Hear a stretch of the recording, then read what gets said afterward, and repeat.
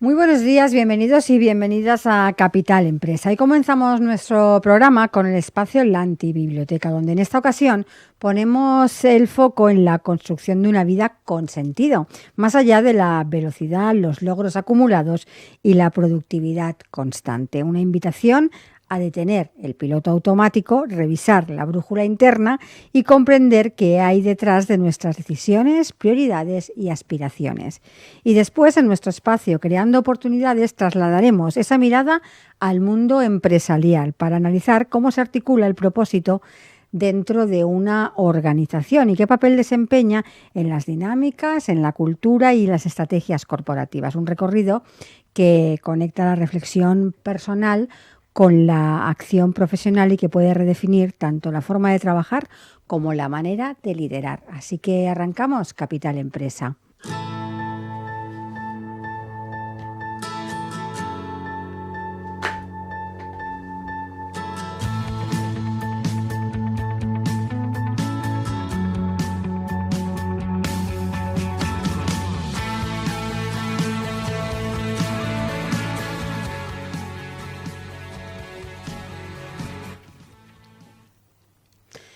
Y hoy, para empezar el programa, lo hacemos con nuestro colaborador, con Diego Torres, en su espacio La Antibiblioteca. Diego, buenos días, bienvenido. Buenos días, muchas gracias. Diego, cuéntanos, hoy qué libro nos traes. Pues mira, yo he traído un libro que me parece que es muy interesante. El arte de cultivar una vida con sentido, de Emily Esfahani Smith. Es un libro que me ha gustado mucho. Podríamos pensar que me he puesto un poco filosófico hoy, ¿no? Y bueno, me he tirado... el programa... Sí, algo así, pero es muy interesante el planteamiento del libro. Emily es una persona que siempre explica que empezó a investigar, ella es psicóloga, y empezó a investigar sobre qué es lo que nos aporta la felicidad en la vida, justamente porque quizás se sentía que buscando la felicidad no la encontraba, lo que estaba es muy ansiosa, y que veía que a la gente alrededor suyo le pasaba. Y realmente, si nos paramos y lo pensamos, es cierto. Yo creo que posiblemente estamos en un momento donde jamás ha habido tanta riqueza material, y hemos tenido tantas cosas, y sin embargo pocas veces la gente ha estado más insatisfecha. Es una sociedad que, en cierto modo, nos dice la autora del libro, está obsesionada con la felicidad y esa obsesión le hace que se estrese en esa búsqueda. Ella lo que ha hecho es investigar y ha constatado que realmente el nivel de depresiones, de problemas de ansiedad, no hace más que subir, contrariamente a lo que podríamos esperar. O sea, podemos decir, hay muchas cosas que van mal. Sí, pero históricamente van a mejor. Y sin embargo, estos índices lo que muestran es que la gente está peor de alguna manera, ¿no? Y sus investigaciones lo que han hecho es darse cuenta de que esa búsqueda de felicidad no nos aporta una plenitud, que es más la vida con sentido, podríamos decir, aquello que hace que la gente esté contenta. Ella además también lo que hace es recordarnos que muchas de las cosas que antes daban sentido a las personas, la comunidad, la religión, el trabajo en cierto modo, pues han cambiado tanto que ya no aportan ese sentido. Y lo que ha hecho es investigar sobre cuáles son las 4 cosas que realmente parecen aportarle esta sensación de plenitud, de vida plena, de significado a la vida. Y habla de 4 cosas. El primer elemento es la pertenencia. Esa sensación de comunidad, de que hay gente con la que formas parte, de un grupo del que formas parte, pero no por lo que vales o porque lo has conseguido o por lo que piensas, sino por quién eres. Que esa sensación de sentirse parte de una comunidad es un elemento clave. Esto lo sabemos todos y después hablaremos de la empresa, ¿no? Pero sin duda en la empresa es donde pasamos más horas en el día y si nos aporta o no nos aporta algo de esto va a ser muy importante, ¿no? El segundo elemento del que ella habla es el propósito. El propósito entendido como un sentido de qué aportamos. qué estamos aportando a otros en la vida, ¿no? Si lo que estamos haciendo tiene significado. No tiene que ser, para algunos el propósito será encontrar la cura del cáncer, para otros simplemente es tener un trabajo satisfactorio. Pero en cualquier caso, algo que es importante para ti y que aporta algo a la sociedad, a los demás, a tu familia. El tercer elemento del que ella habla es la trascendencia. Claro, normalmente lo asociamos a temas como la religión, pero también tiene que ver con la contemplación de la naturaleza, lo que sentimos cuando vemos el cielo nocturno y nos damos cuenta de que, ostras, que el mundo es muy grande, que nosotros somos muy pequeños y que de alguna manera pues estamos conectados con un todo, ¿no? Y el cuarto y último punto que la autora nos recuerda que es esencial para tener esta sensación de vida plena es la narrativa. Todos al final nos acabamos explicando una cierta historia de cuál es nuestra vida, de qué es lo que nos ha pasado, por qué estamos donde estamos, qué es lo que esperamos en el futuro. Y que esa narrativa puede ser muy perjudicial, porque nos limita, porque nos hace pensar mal de nosotros o del mundo y nos paraliza, o puede ser una narrativa que te da energía y que te permite ir más allá. Y estos 4 elementos, la pertenencia, el propósito, la trascendencia y la narrativa, son los que acaban determinando que una persona se sienta plena y satisfecha en la vida. Más que la satisfacción momentánea porque el trabajo es perfecto, porque te acaban de ascender, porque te han subido el salario o porque has encontrado la que crees que es tu pareja ideal, ¿no?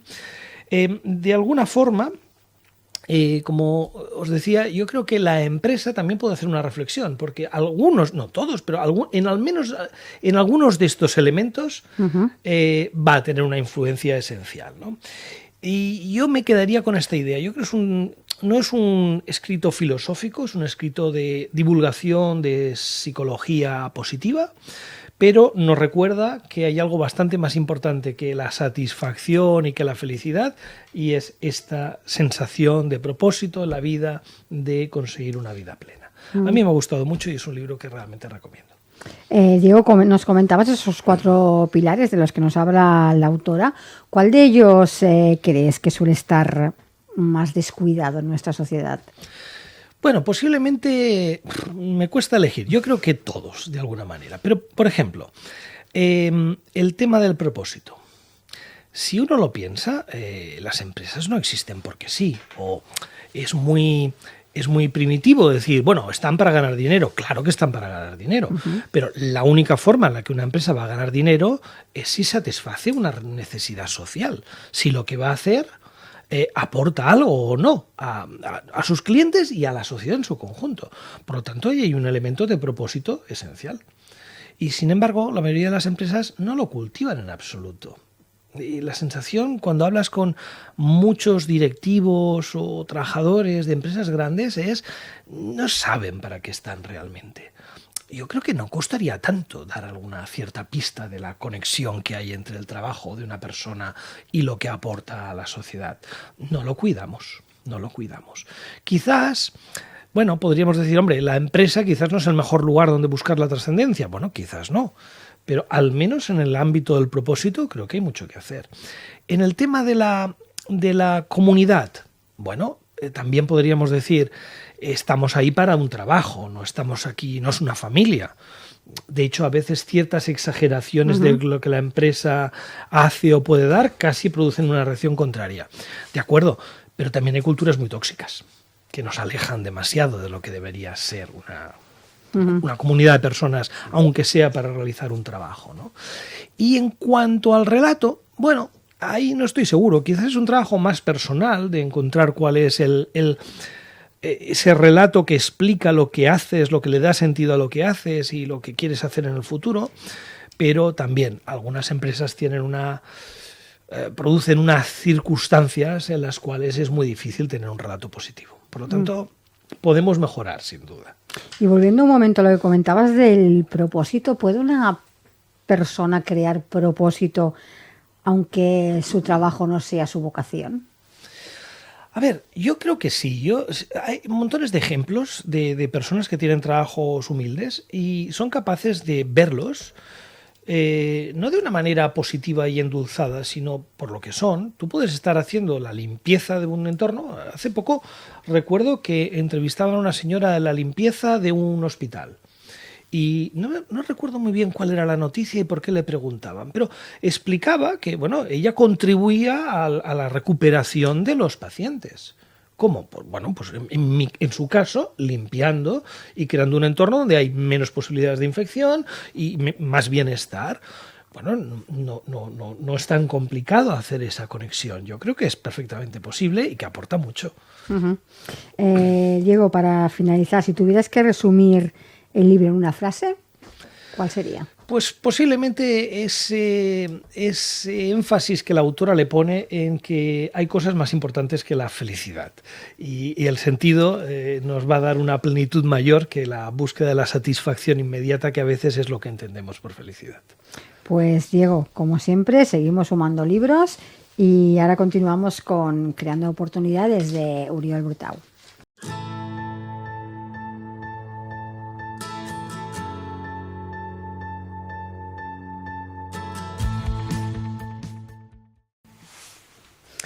Uriol, bienvenido.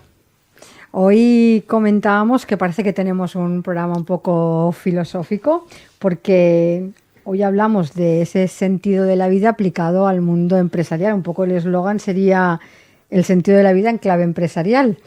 Para empezar, cuando hablamos del sentido de la vida en la empresa, ¿nos referimos al propósito, al impacto, a la trascendencia o muchas veces nos quedamos en el marketing?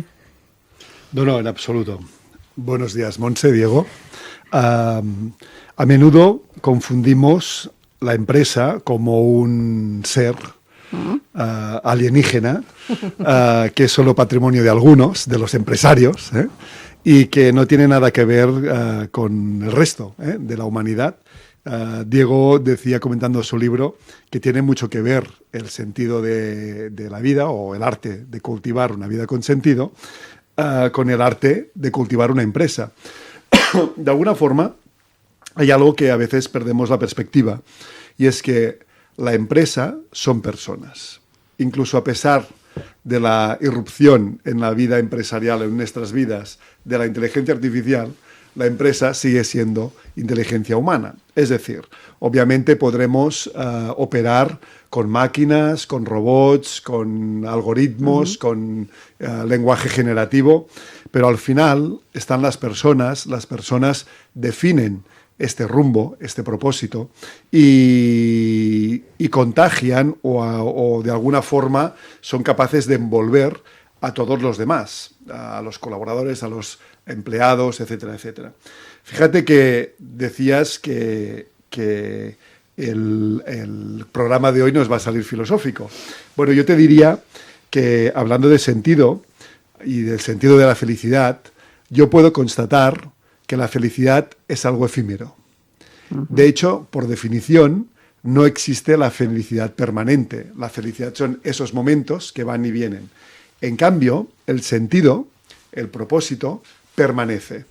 Y no se escapa a nadie que cualquier emprendedor o empresario que tenga su empresa tiene esa vocación de permanencia. Es decir, esa vocación de constituir un mecanismo social, comunitario, que sea capaz de generar valor a largo plazo, ¿no? O sea, podríamos decir que efectivamente el buscar una vida con sentido también es patrimonio de la empresa.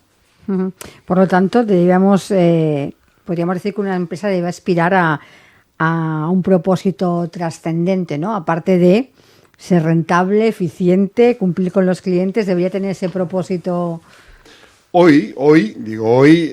Últimamente parece ser que le buscamos el único propósito a la empresa que sea ganar dinero.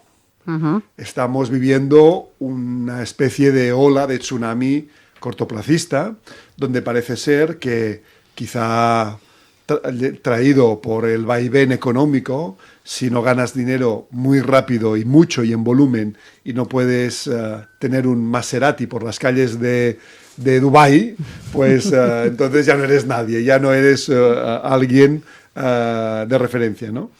Pero fíjate que el concepto empresa empieza, hace 200 años, en la revolución industrial, empieza con el afán de querer construir algo a través de algo, digámosle tecnología en ese momento, que tenía que ser en beneficio del progreso.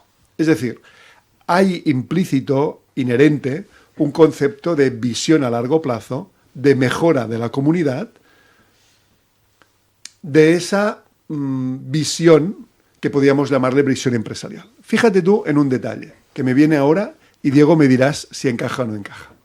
Y es que, mira, como en Cataluña tenemos a un inventor, Narcís Monturiol, por cierto, el otro día leía que hace 140 años ahora que falleció, con lo cual estamos de aniversario, pero, por ejemplo, fijémonos también en el premio Nobel. Nobel, que no recuerdo el nombre de pila, pero Nobel fue el inventor de la dinamita. Y el propósito de ese invento era ayudar a los mineros a desarrollar mejor su actividad industrial. Luego, obviamente, vino el hombre, vino el ser humano y pensó, bueno, esto es capaz de dinamitar o de explotar, hacer saltar por los aires, pues edificios, al enemigo o a cualquier cosa, ¿no? De ahí, de esa desviación, de esa tergiversación del propósito original, que la fortuna de Nobel sirve todavía hoy para dignificar mediante el premio Nobel, que es posiblemente el premio social de más prestigio, para poner en valor y dignificar la intención humana científica, industrial, cultural, de progreso humano, ¿no? Fíjate tú cómo, si nos remontamos al inicio del concepto empresa, efectivamente empresa es igual a propósito. Y lo que nos pasa hoy es que tenemos este sesgo hacia algo a corto plazo, a ganar dinero enseguida y rápido, ¿no? Yo creo que si recuperamos este concepto de empresa como visión, como intención de querer construir algo que ayude realmente a la comunidad y al progreso y que sea humanista, recuperaríamos, quizá valdría la pena recuperar digamos, trazo filosófico que fue el fundacional, ¿no? Cuando hablamos de empresa. Diego. Sí, yo estoy muy de acuerdo. La verdad es que, a ver, hay cosas que sin duda han ido mejorando y yo creo que se valoran. Y hoy en día también hay un montón de empresas que creen que es importante mostrar ese propósito. El aspecto negativo que yo a lo mejor destacaría es que a veces se hace como buscando la compensación, decir, bueno, la empresa gana dinero y voy a dedicar una parte del dinero que gano a hacer algo como si tuviera que excusarme. A ver, el dinero para la empresa es un poco el indicador de éxito. Si lo que tú ofreces no le gusta al mercado, vas a ir mal económicamente. Si has encontrado una necesidad importante, vas a ir mejor. Pero la mayoría de empresarios, de verdad, no se mueven por el dinero. No es el objetivo, como mucho es el indicador. No hace falta decir, bueno, es que voy a hacer una labor filantrópica aparte de la empresa para compensar. No. Si tú realmente estás... claro, hay productos que no. Según lo que vendamos, a lo mejor va a costar un poco encontrarle. Pero la mayoría de la gente, la inmensa mayoría de empresarios, si tienen éxito es porque están resolviendo una necesidad que tienen las personas, que tiene la sociedad. Pues ese es tu propósito. Eso es lo que hace que cualquier persona trabajando en esa empresa pueda conectarse con algo más importante. Lo puede hacer con el trabajo asalariado o lo podría hacer montando su empresa. Y el segundo punto que quizás me preocupa también de lo que veo últimamente es, para nada es generalizable, pero todos sabemos que hay una cierta tendencia también hoy en día a buscar, perdonadme, pero el pelotazo, ¿no? El enriquecerse de forma rápida. Monto una startup, me la vendo en 5 años y hago un montón de dinero. Bueno, eso está muy lejos de lo que estamos hablando. El empresario para mí es la persona que crea algo con voluntad de que perviva, de que pueda sucederlo su familia a lo mejor o alguien con interés en el negocio.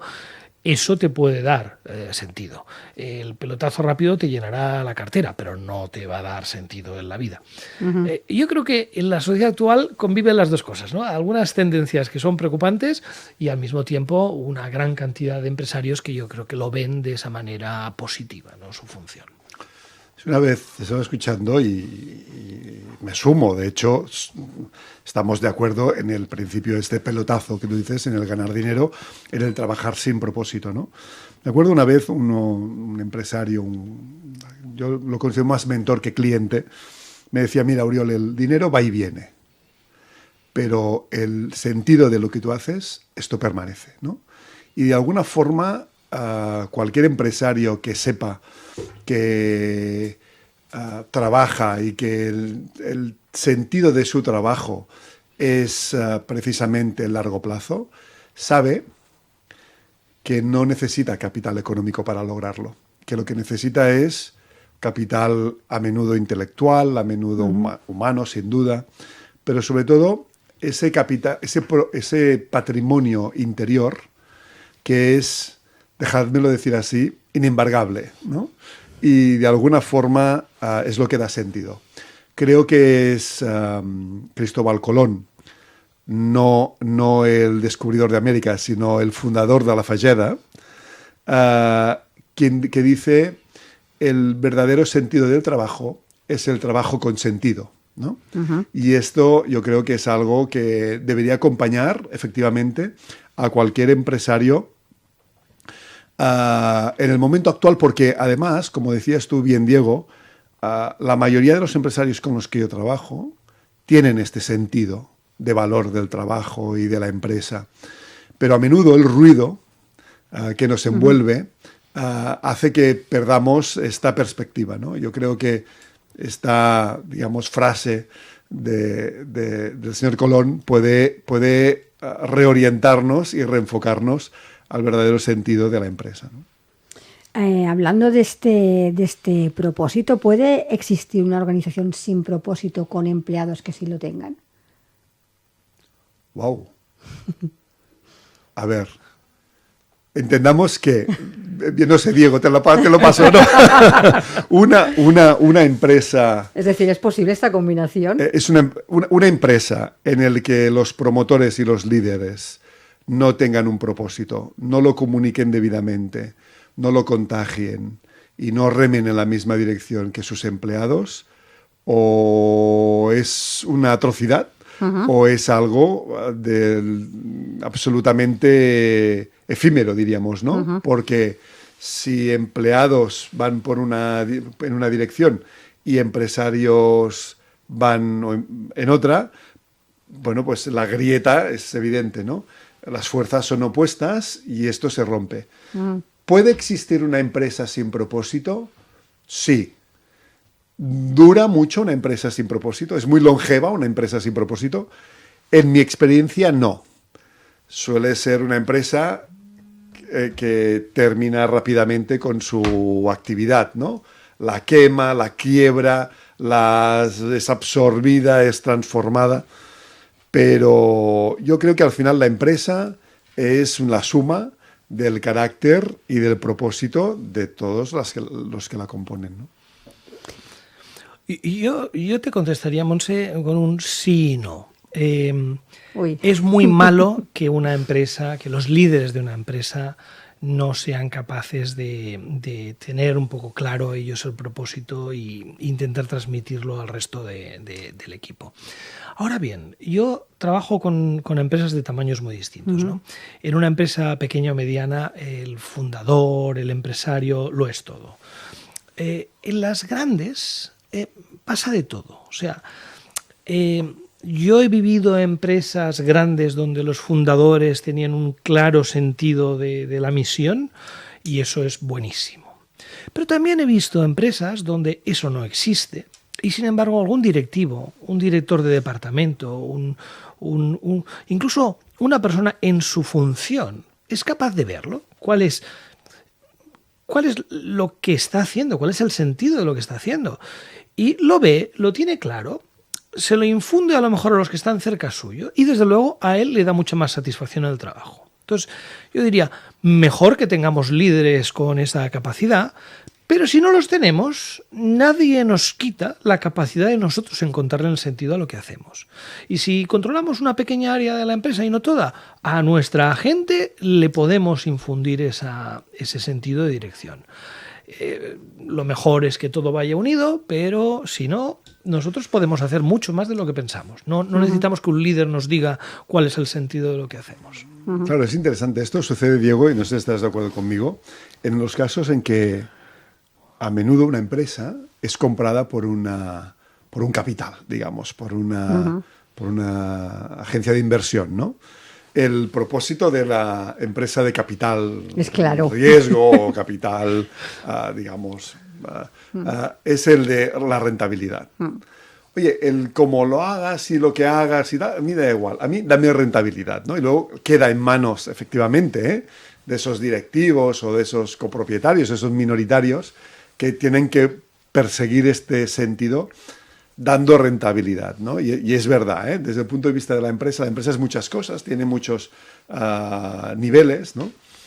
Claro, en mi sentido de empresa, si empresa lo mantenemos en el grado o en el momento etimológico de empresa es algo, una persona jurídica que emprende y que mantiene este emprendimiento, lo hace madurar y lo hace rentabilizar, yo creo que sin este propósito, sin esta visión compartida, no existe, ¿no? Por supuesto, el mundo de la empresa es amplio y se puede sostener de 1000 formas, pero estamos de acuerdo, yo creo, que sin este propósito compartido, pues bueno, la empresa es efímera, porque cuando el capital se la vende, deja de ser esa empresa y pasa a ser otra cosa, ¿no?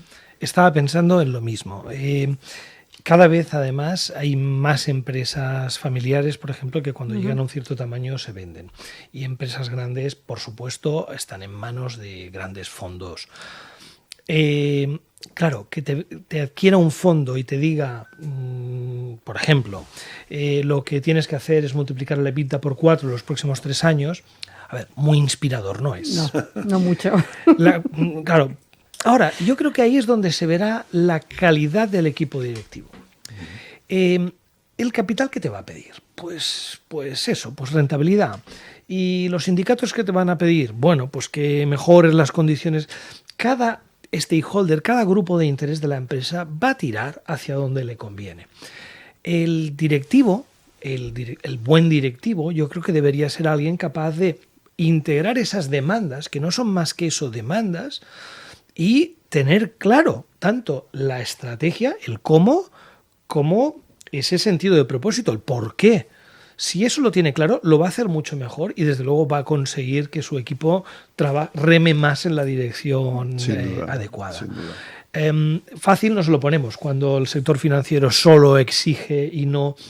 Y a mí quizás lo que me preocupa más que esas sean las exigencias, que lo puedo entender y se pueden integrar, como os decía, lo que me preocupa más es a veces estas empresas lo que hacen es hacer una web nueva poniendo unas frases muy bonitas de declaración de misión, visión, valores, que no se parecen en nada a la realidad.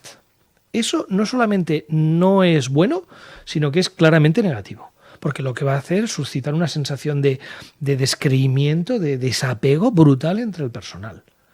Y esto lo he vivido, o sea... ves declaraciones de misión, visión, valores y le preguntas a los directivos de esa empresa, wow, qué bien, ¿no? Qué empresa tan chula, no, que va, si somos lo contrario. Eso no ayuda, sino que resta claramente. Entonces hay que evitar las grandes declaraciones. Yo cuando alguna empresa me pide ayuda para definir estos temas de propósito, siempre les pido una cosa, que es comprométete a no publicarlo durante un año por lo menos. Porque así no tendrás la tentación de hacerlo de cara a la galería. Harás lo que de verdad es, lo que crees que de verdad es. No se lo explicas a nadie, no lo ponemos en la web y no se hace ningún póster. Entonces me lo puedo empezar a creer. Si no, es tan fácil buscar la frase bonita que nos venda mucho, que es fácil caer en esa tentación. ¿Y qué relación debería de existir o no entre el propósito personal y el propósito empresarial? Mira, Montse, creo que alguna vez lo he contado en el programa. Cuando yo saqué mi libro El método CREA de las oportunidades, lo escribí primero para ayudarme a mí. Y luego se convirtió en un instrumento empresarial. Ujú. Primero me quería ayudar a mí escribiendo este libro y luego se convirtió en un instrumento digamos, de crecimiento o de desarrollo personal. Fíjate que incluso con el libro publicado, hoy todavía existe el dilema. ¿Es un libro de empresa o es un libro personal? Esto es al final el resumen de que cualquier libro de desarrollo personal lo es también profesional y viceversa. Y la prueba es el libro que hoy nos trae Diego. Siendo un libro en que la autora, si no mal recuerdo, empieza su reflexión en su comunidad con los sufís y con además esa, digamos, vertiente derviches, creo que se llaman, esos sufís turcos que meditan dando vueltas, ¿no? Sí. De alguna forma, fíjate cómo de personal tiene que empezar una reflexión empresarial cuando nos basamos o empezamos a pensar desde la filosofía o desde las creencias más profundas, ¿no? A mí me pasó con el libro El método de las oportunidades. He contado, creo, alguna vez aquí, que cuando lo presentamos por primera vez en el Casa del Libro, yo fui a buscarlo en la estantería de desarrollo personal, porque la editorial estaba empeñada en que fuera un libro de desarrollo personal, y en la librería me dijeron, no, pero lo buscas en el lugar adecuado, tienes que ir a empresa, porque claramente es un libro de empresa, ¿no? Con lo cual, yo pienso que está absolutamente cruzado y absolutamente mimetizado cualquier elemento de desarrollo, ya sea personal o profesional, ¿no? No, Diego. No, totalmente de acuerdo. Yo creo que las personas no nos podemos compartimentar. No solamente es que en el trabajo es donde pasamos la mayor parte de nuestro tiempo diurno, sino que de alguna manera va unido. No quiere decir que tengas el mismo propósito. A lo mejor tú tienes una vida privada muy rica y las cosas que te dan sentido pues en relación con tus aficiones, con tu familia, con tu comunidad, pero esa actitud en el trabajo también puede estar. Y no, de ninguna manera creo que tenga que ser incompatible. Al contrario, creo que es difícil tener esa sensación de sentido en lo privado y no aplicárselo de alguna manera también en lo que haces profesionalmente para ganarte la vida. Sí. Yo creo que se complementan y se refuerzan mucho. Y sabes una cosa, Diego, no sé, tú que eres especialista precisamente en desarrollo estratégico, hay algo que es muy común.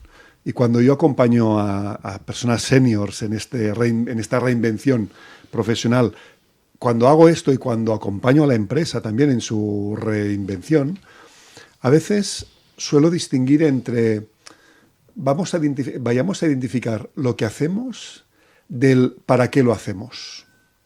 Yo creo que cambiar el qué hacemos, que es algo más pragmático, más del día a día, más materialista, y irnos al para qué lo hacemos, nos transforma y nos transporta al origen fundacional.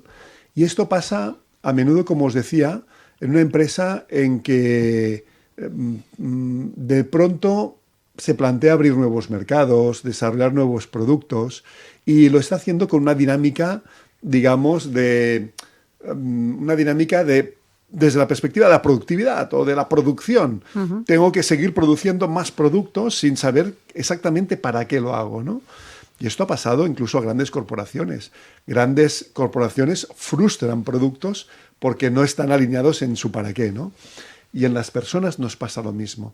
Y cuando llegamos además a cierta edad y nos damos cuenta de que hemos estado haciendo cosas, pero no conscientes de para qué las hacíamos durante los últimos 20 o 30 años profesionales, ahí, ¡pum!, nos explota la cabeza y nos produce una disrupción interior que tenemos que poder gestionar, ¿no? Es decir, que en ambos lados de la actividad personal, en la profesional o en la personal o incluso en la empresarial, el saber discernir entre el qué hacemos o el para qué lo hacemos, quizá esto defina el propósito, ¿no? ¿Y se puede construir el propósito en una empresa o debe nacer, digamos, al inicio del proyecto, ese propósito? Es una pregunta que yo creo que todavía no se ha respondido decentemente, porque podríamos decir que desde el punto de vista, digamos, de definición del propósito, es fundacional. El propósito tiene ese origen en el pálpito, en el identificar esa necesidad, identificar esa carencia y reconocer la capacidad de resolverla. Sin embargo, el propósito también se construye porque a menudo el propósito va tomando la morfología de que mediante la acción le vamos encontrando la forma, ¿no? Con lo cual, yo diría que se puede trabajar, el propósito es fundacional desde mi punto de vista, pero se puede trabajar estratégicamente para lograr, valga la redundancia, un sentido de propósito a eso que hacemos. ¿Yo? Sí, yo la verdad es que, aunque cuando se crea una empresa es muy interesante plantearte estas preguntas, yo creo que en gran medida es algo que se construye. Con lo que tú sabes al principio, cuando montas algo, no creo que tengas suficiente conocimiento, suficiente intuición del mercado, de las personas, del impacto de tu empresa, para realmente acotar bien cuál será esa definición de lo que haces que te dará sentido de dirección. Yo creo que en gran medida se construye progresivamente. La empresa grande es diferente. Lo evoluciona. A lo mejor lo había visto de una manera en un determinado momento y viene un nuevo equipo directivo y es capaz de darle la vuelta y darle un nuevo sentido del por qué lo están haciendo. Pero en la startup yo diría que puedes plantear una hipótesis, pero lo vas a ir encontrando a medida que desarrollas tu proyecto.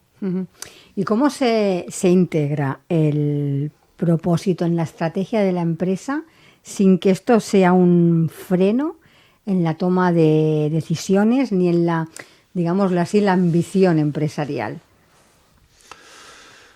Bueno, pues mira, es algo que, Diego, no sé, yo creo que forma parte del libro que nos traes hoy, ¿no? La única forma, la única forma de integrar el propósito con la actividad diaria o con la actividad de la empresa, yo creo que reside en el relato, en lo que contamos.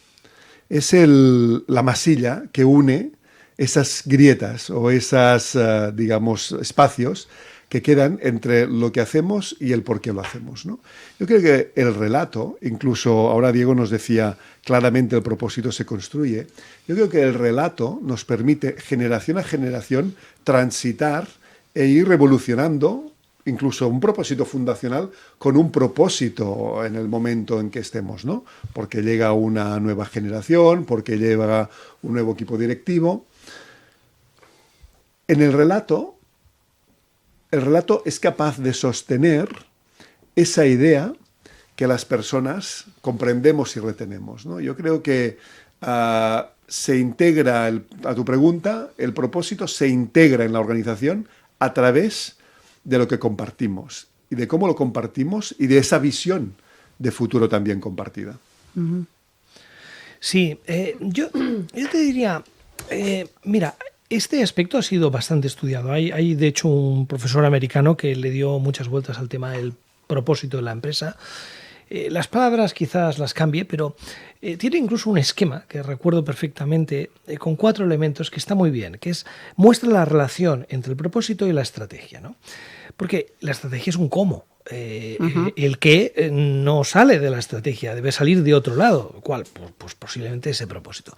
Y él habla de la visión a largo plazo y los retos que tiene en su mente el empresario o el equipo directivo como algo que da ideas de lo que la estrategia debería querer alcanzar. Te inspira, digamos, los objetivos que se debería marcar la estrategia.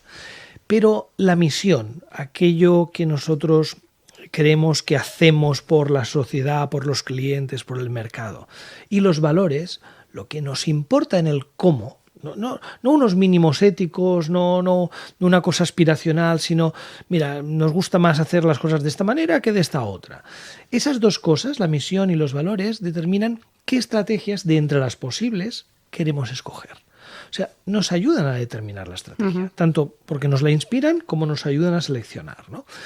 Y yo creo que esto es algo que es muy útil cuando estás haciendo un proceso de reflexión estratégica y lo empleas y unes las piezas. Ahora, totalmente de acuerdo, la forma de explicarlo no es con un diagrama.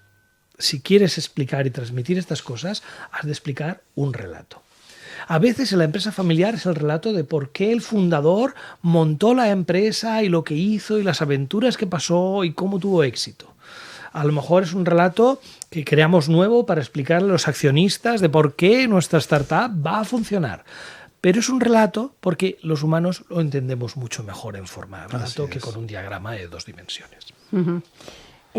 Si una empresa quisiera empezar a trabajar el sentido y el propósito de forma seria, ¿cuál debería ser el primer paso y qué errores debería evitar desde el minuto 1? Hoy Montse nos prometía un programa filosófico y es management al alto nivel. Así es. Igual que cualquier proceso de crecimiento personal requiere de un autoconocimiento, de una reflexión en profundidad en cómo somos nosotros y cómo nos relacionamos con el entorno, lo mismo podemos pensar de la empresa. Cuando una empresa quiere empezar a trabajar su propósito, posiblemente esté en la disyuntiva de necesitar reinventarse, porque algo ha ido mal en el camino hasta el momento. Y en ese momento requiere una reflexión interna, profunda, de lo que es, de lo que era, de lo que quería ser, de lo que quiere ser. Cuando una persona, una empresa, percibe que requiere de una reinvención, sin duda, el camino que tiene que tomar es el camino de regreso al propósito, a la misión, a la visión fundacional.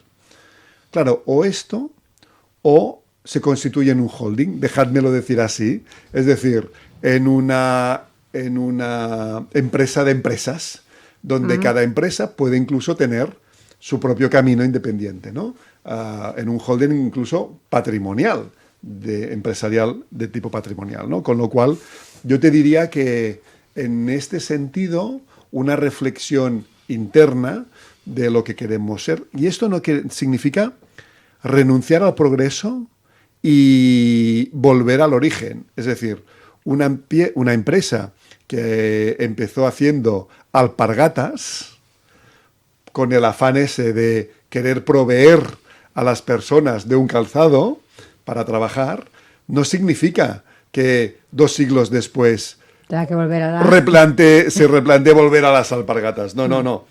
Sino, ¿cuál es el sentido de utilidad o de función social que quiere aportar? Pues, por ejemplo, tener las mejores alpargatas del momento, que en este momento sean los mejores zapatos o los mejor calzado deportivo, o diversificar para atender muchas necesidades de calzado, o incrementar su aportación a la producción para lograr llegar a proponer calzado para todo el mundo, en todo el mundo. Es decir, existen muchos formatos, ¿no? Pero volver a ese, digamos, espíritu fundacional es un gran remedio para aquellos que quieren reinventarse, incluso hacer temblar un poco los cimientos para que caiga la fruta podrida, por decirlo de una forma, ¿no? Sí, yo creo que, bueno, aunque decíamos que a lo mejor no era tan filosófico como pensábamos al principio del programa, sí que lo es, porque al final volvemos al socrático, conócete a ti mismo. Yo creo que en gran medida los temas relacionados con la misión, la visión, los valores de la empresa no se deciden, se descubren. Al final tienes que mirar dentro y ver qué es lo que te moviliza y transmitir, digamos, ese entusiasmo a los demás.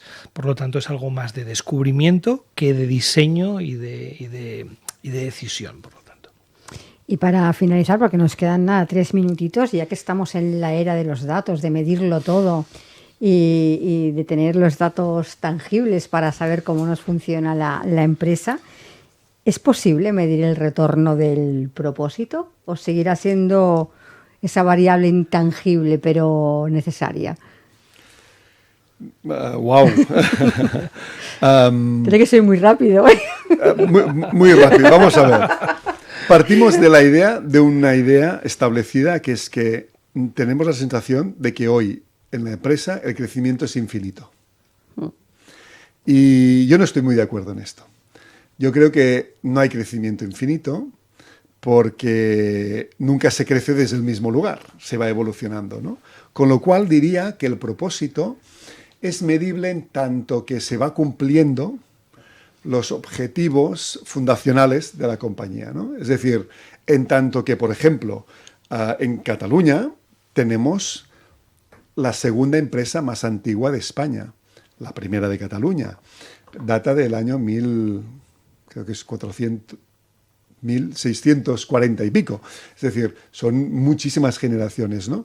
Sin duda, ese propósito que se ha ido transformando con el tiempo, cuando preguntamos a quien hoy gestiona la empresa, te dice, queremos seguir 1500 años más, ¿eh? Y de alguna forma aquí, en esto, ellos ponen la medida, ¿no? La vara de medir, ¿no? En ser capaces de preservar el patrimonio para generaciones futuras. Esta podría ser, quizá, una fórmula para medir el propósito.